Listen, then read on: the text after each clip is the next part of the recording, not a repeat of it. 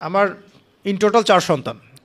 এক সন্তান আল্লাহ নিয়েছেন, এক সন্তান আল্লাহর কাছে আছেন, জন্মের পরেই আল্লাহ পাক তাকে নিয়েছেন, আলহামদুলিল্লাহ। ইনশাআল্লাহ তার সাথে আমাদের জান্নাতে দেখা হবে ইনশাআল্লাহ। আর এখন আমার 1 মেয়ে এবং 2 ছেলে। তো প্রত্যেক ছেলে এবং মেয়ের সময় ওয়াইফকে ঢোকানো হয়েছে আমি জায়নামাজেই। যতক্ষণ পর্যন্ত বাচ্চা আমার হাতে আসে না আমি জায়নামাজেই ছিলাম। এবং আমি দেখেছি যে আল্লাহ যে আছেন, আল্লাহ যে মানুষের এত কাছে, আল্লাহ যে দোয়া কবুল করেন, শোনেন, মানে আমি হৃদয় থেকে উপলব্ধি করেছি। এই কথাগুলো তো বোঝানো যাবে না, এগুলো তো আমি কোনো দলিল বা প্রমাণ দিয়ে আপনাকে বোঝাতে পারবো না। এটা আপনি ফেস করলে না ফিল করলে বুঝতে পারবেন।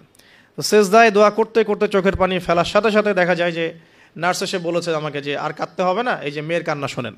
এমন হয়েছে আমার সাথে। কারণ মানে স্ত্রীর যে প্রসব বেদনা, এটা দেখে কিন্তু স্বামী আসলে ঠিক থাকতে পারে না, তাদের প্রচণ্ড কষ্ট হয়। এবং এই কষ্টটা এই কারণেই হয়তো নবী সাল্লাল্লাহু আলাইহি ওয়াসাল্লাম বলেছেন, তোমার সবচেয়ে সেরা অধিকার পাওয়ার, মানে ভালো ব্যবহার পাওয়ার অধিকার। আমার ইন টোটাল 4 সন্তান।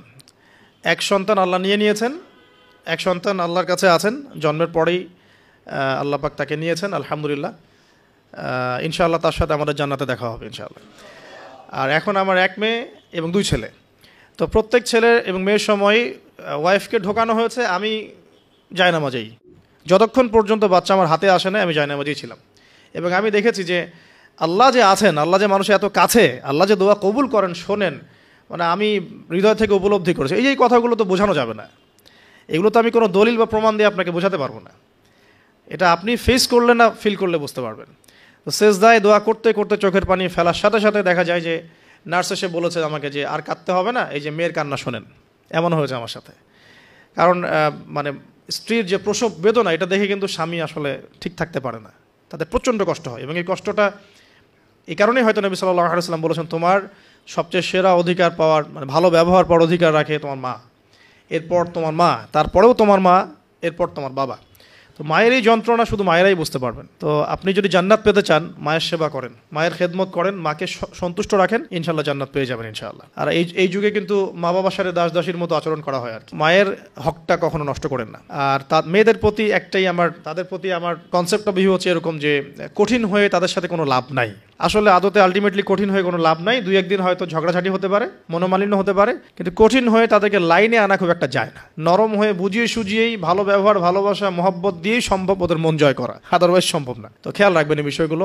এরপরে আজান হবে, তাহানিক হবে, 7ম দিনে গিয়ে আপনি আকিকা করবেন। যদি করতে না পারেন 14 দিনে, যদি তাও করতে না পারেন 21, এভাবে সুযোগ আছে আকিকা করার। তবে 7ম দিনে আকিকা করা সুন্নাহ। আকিকাটা কি? এটা হচ্ছে আপনার সন্তানের জানের বদলে একটা জানের উৎসর্গ। ছেলে হলে 2টো খাসি, মেয়ে হলে 1টা। কারণ কি, মেয়েদের রোগ প্রতিরোধ ক্ষমতা কিন্তু এমনিই বেশি, ছেলে বাচ্চার রোগ প্রতিরোধ ক্ষমতা কিন্তু কিছুটা কম। এখানে 2টো খাসি উৎসর্গ করা হচ্ছে আল্লাহর কাছে। এখানে মেয়েদেরকে ছোট করা হচ্ছে না। তসলিমা নাসরিন টাইপের মেয়ে থাকলে বলতে পারে যে হ্যাঁ, এটা ছোট করা হচ্ছে। এখন আকিকার পর কি মাথা মুন্ডন করা। মাথা মুন্ডন মানে একটা চুল থাকে, চুলটা কষ্ট দেয়, ডক্টরাই বলেন যে এই চুলটা কিন্তু বাচ্চাদেরকে কষ্ট দেয়, এই চুলটাকে কামিয়ে ফেলা। যদি মাথায় কোনো প্রবলেম থাকে, ডক্টর বলে না এখন করার দরকার নাই, সেটা আলাদা ইস্যুস, কিন্তু নর্মালি কামিয়ে ফেলা উচিত। এবং চুলের ওজন করতে হয়, এই চুলের ওজনের সমপরিমাণ রূপা আল্লাহর পথে সদাকা করতে হয়, এটা সুন্নাহ। তো এটা করবেন। তারপরে আকিকা করলেন, আকিকা আপনি যেভাবে গোশত বন্টন করেন সেভাবে করবেন। বাচ্চা এখন জন্ম হয়েছে, আপনাদের নতুন অধ্যায় শুরু, এই প্যারেন্টিংস আপনার এখন শুরু হচ্ছে। এখন আপনার জন্য প্যারেন্টিংস বইটা আমি সাজেস্ট করছি এবং আমি চিস্ট কিছু বলে দিচ্ছি।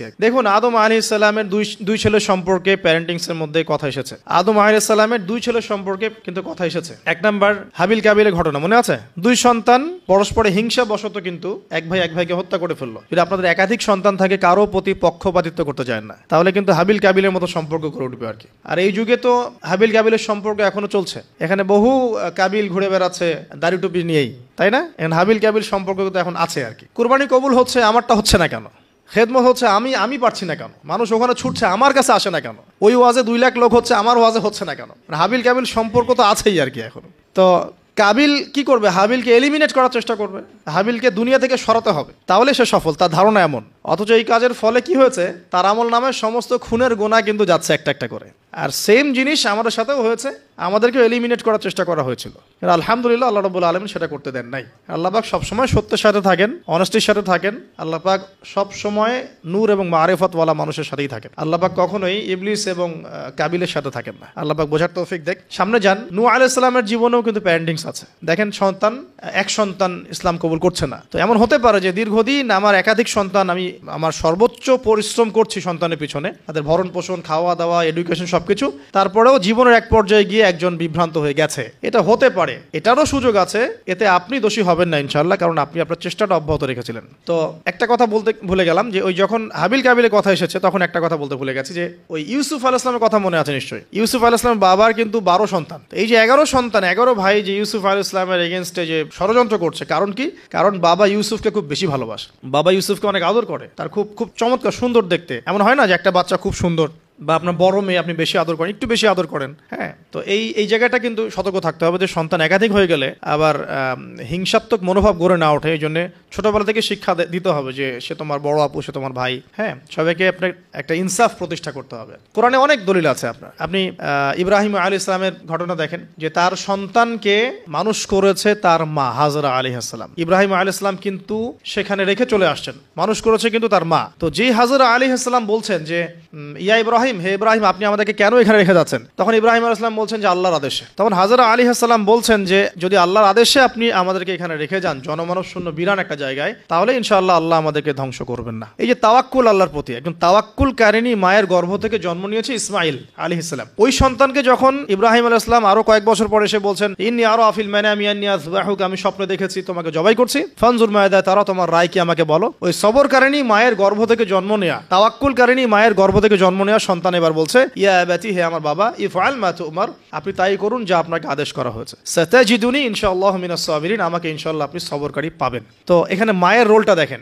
মা যেমন হবে সন্তান তেমন হতেই পারে, মা যেমন হয় সন্তান কিন্তু তেমনই হয়, স্বাভাবিক এটা। মা যদি সন্তানকে হৃদ্যতা ভালোবাসা দিয়ে বড় করে, সন্তান দেখবেন বড় হয়ে সবাইকে ভালোবাসে। মা যদি সন্তানকে কনফিডেন্স দেয় যে বাবা তুমি পারবে, জীবন অনেক কিছু করতে পারবে, তোমার মধ্যে এই প্রতিভা আছে, ইনশাআল্লাহ তুমি পারবে, সন্তান বুস্ট আপ পিছন থেকে পারবে ইনশাআল্লাহ। মা যদি সন্তানকে ত্যাগ করে, দুধ পান না করায়, ফ্যামিলিস্টদের মতো দুধ পান না করিয়ে এই যে আপনার বেবি সিটারদের কাছে মানুষ করায় আর কি, হ্যাঁ, ডে কেয়ার সেন্টারে মানুষ করায়, দেখবেন সন্তান ছোটবেলা থেকে একটা হতাশা, হীনমন্যতা, নিঃসঙ্গতায় ভোগে আর এখন এলিট সোসাইটির মধ্যে এই সমস্যাটা আছে না, নিঃসঙ্গতায় ভোগে তারা। কিন্তু মা যদি সন্তানকে দেখা যায় খুব শাসন করে, বেশি প্রহার করে, সন্তান কঠোর হয়ে যাবে, মনটা কিন্তু শক্ত হয়ে যাবে। তো পিতা মাতার সন্তানের প্রতি অ্যাটিটিউডটা একটা বড় ফ্যাক্ট, যে সন্তান বড় হয়ে কি হবে। হিটলারের জীবনী পড়ে দেখেন, সে বলছে আমার পিতা আমাকে খুবই মায়ের মারতো আর কি, খুবই পিটাইতো। তো বড় হয়েও শিখছে আর কি যে পিটাইলেই কাজ হয়, যদি কিছু করতে হবে তো পিটাইলেই কাজ করতে হবে। এরপরে সে যে পিটানো শুরু করছে সবাইকে গণহারে। এই যে সন্তান জন্ম নিল ইসমাইল আলাইহিস সালাম হাজরা আলাইহিস সালামের গর্ভ থেকে, মা যেমন হলো সন্তান তেমন হলো কিন্তু। আর এই যে মায়ের আত্মত্যাগ দেখেন, সাফা মারওয়া সাই করা যে ঘটনা, জামজাম কূপের যে ঘটনা, এই ছেলের কুরবানির যে ঘটনা, এই ঘটনাগুলো আল্লাহর কাছে এত বেশি পছন্দ হয়েছে, দেখেন কিয়ামত পর্যন্ত হজ ওমরায় আপনি এগুলো কিন্তু করছেন, হজে করছেন। অথচ এটা কিন্তু ইব্রাহিম আলাইহিস সালামের যুগের ঘটনা, আমরা কিয়ামত পর্যন্ত এই ঘটনাগুলো ফলো করছি আর কি। আর এমন কোনো ধর্ম নাই যে ধর্মে ইব্রাহিম আলাইহিস সালামকে গালি দেওয়া হচ্ছে। জিউসরা ইব্রাহিম আলাইহিস সালামকে সম্মান করে, জানেন, খ্রিস্টান যারা তারা ইব্রাহিম আলাইহিস সালামকে সম্মান করে, তারা কিন্তু এই পরিবারটাকে সবাই সম্মান করছে আর কি। তো এখানে একটা প্যারেন্টিংসের আপনার নসিহত আছে। পাশাপাশি আপনি সামনে যাবেন, লোকমান আলাইহিস সালামের ঘটনা পাবেন, এটা সূরা লোকমানের এখানে দেয়া আছে, ওয়ালাকাদ আতাইনা লোকমানের হিকমা আন ইশকুরু লিল্লাহ, এখান থেকে নিয়ে শুরু করে একদম আমি আয়াত নাম্বারটা বলে দেই, আয়াত নাম্বার 12 থেকে নিয়ে আপনার এই যে 19-20 পর্যন্ত এই পুরো আয়াতগুলোর মধ্যে লোকমান আলাইহিস সালামের অনেকগুলো নসিহত আছে। সন্তানকে কাছে বসিয়ে তিনি বলছেন, হে আমার সন্তান, আল্লাহর সাথে কাউকে শরীক করো না, লা তুশরিক বিল্লাহ ইন্নাশ শিরকা লাযুলমুন আযীম, শেখাচ্ছেন ওয়াসাইনাল ইনসানা বিওয়ালিদাইহি হুসনা, মানুষের সাথে ভালো আচরণ করো, তোমার পিতামাতার সাথে ভালো আচরণ করো। তোমার পিতামাতা যদি তোমাকে শিরক করতে বলে তখন তাদের ফালা তুতিউহুমা, তাদের আনুগত্য করো না। আল্লাহ তিনি আরো শিখাচ্ছেন যে ছোট্ট কোনো বিষয় তুমি আল্লাহ থেকে লুকাতে পারবে না, আল্লাহ সব সামনে নিয়ে আসবেন। ইয়া বুনাইয়া আকিমিস সালাহ, সালাত কায়েম করো, ওয়া'মুর বিল মা'রুফ, সৎ কাজে আদেশ করো, ওয়ানহা আনিল মুনকার, অসৎ কাজে নিষেধ করো, ওয়াসবির আলা মা আসাবাক, তোমার উপরে যে বাধা বিপত্তিগুলো আসবে সেগুলোতে সবর করো। উচ্চ স্বরে চিৎকার চেঁচামেচি করো না, কারণ গাধার স্বর উচ্চ স্বর হয়, চেঁচামেচি করে। এরকম প্রায় এখানে 10টা থেকে 15টা নসিহত আপনি পাবেন। চিস্ট করে বলে দিলাম যে লুকমান আলাইহিস সালাম তার সন্তানকে যা শিক্ষা দিয়েছেন এটা প্যারেন্টিংসের জন্য যথেষ্ট। আর আপনি সন্তানকে শিক্ষা দিবেন শিরকের শিক্ষা, আপনি আল্লাহকে চিনতে শেখাবেন, রাসূলকে চিনতে শেখাবেন, কোরআনের সাথে সম্পর্ক করে দিবেন, হ্যাঁ, 5 ওয়াক্ত নামাজে অভ্যস্ত করবেন, পাবন্দি করবেন, ইসলামিক পরিবেশ বাসায় বজায় রাখবেন, তালিম হবে, ইসলামিক কালচার রাখবেন। যদি বাচ্চা বিনোদন পছন্দ করে ইসলামিক বিনোদন দিবেন, তাকে সময় দিবেন, তার সাথে কথা বলবেন, তার সাথে গল্প করবেন। তো এখন দেখেন কোরআনে এমন অনেক কিছুই আছে। লুকমান আলাইহিস সালামের কথাই বলেন, আপনি ইব্রাহিম আলাইহিস সালামের কথাই বলেন, আদম আলাইহিস সালাম, নূহ আলাইহিস সালাম থেকে শুরু করে প্রত্যেক নবী রাসূলের জীবনেই দেখবেন আপনি প্যারেন্টিংসের একটা খোরাক পাবেন। ইভেন আমাদের নবী মুহাম্মদ সাল্লাল্লাহু আলাইহি ওয়াসাল্লামের ক্ষেত্রে দেখেন। আচ্ছা, এখানে যাওয়ার আগে এখানে আসি যে এই যে ঈসা আলাইহিস সালামের মা মারিয়াম আলাইহিস সালাম, তিনি কি পবিত্র ছিলেন না?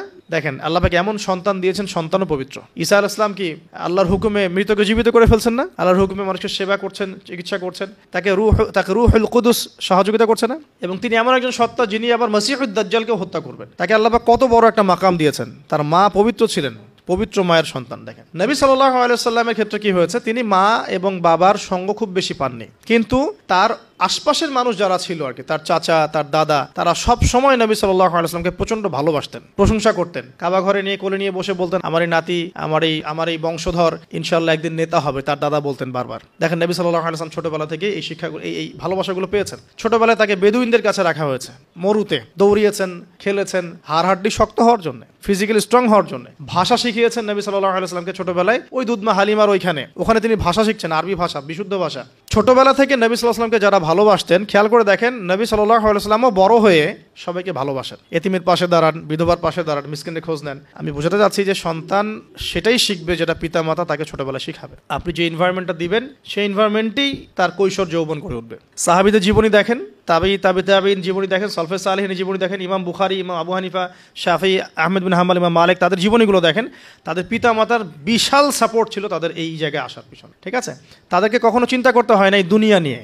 দুনিয়ার পুরো বিষয়গুলো পিতামাতাই সেট করে দিয়েছেন। তোমরা খালি দিনের জ্ঞান অর্জন করো, দিনের খেদমত করো, ফকিহ হও, মুহাদ্দিস হও, দিনকে এগিয়ে নাও। ওদেরকে টেনশন ফ্রি করে দেন, বাকি পরিশ্রম আমরা করবো ইনশাআল্লাহ, সমস্যা নেই। পরবর্তী প্রজন্মকে ইসলামের জন্য তৈরি করতে হলে আমাদেরকে পরিশ্রম করতে হবে এবং তাদেরকে একটা সিকিউর সাউন্ড মাইন্ড দিতে হবে যে তোমার কাজ এইগুলোই।